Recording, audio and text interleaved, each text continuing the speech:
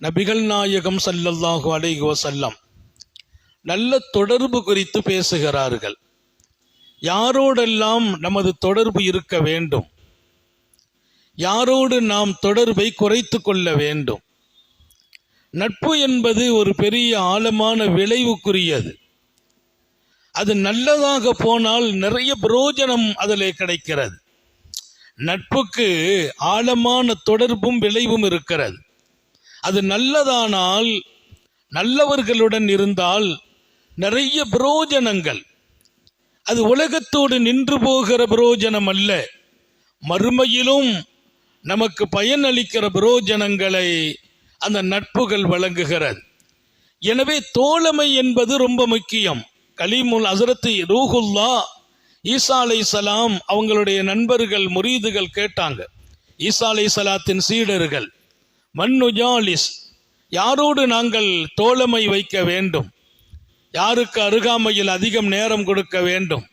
அவங்க சொன்ன ஒரு முத்தாய்ப்பான வார்த்தை, யாருடைய பேச்சு இறை நினைவை தூண்டுமோ, யாருடைய பேச்சு அல்லாஹ்வின் நினைவை உங்களுக்கு தருமோ அவர்களோடு நீங்கள் அமருங்கள்.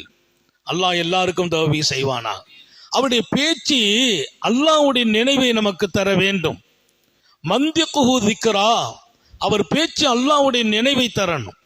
அந்த பேச்சை கேட்டால் அல்லாஹ்வோடு நமக்கு ஒரு நெருக்கம் கிடைக்கும்.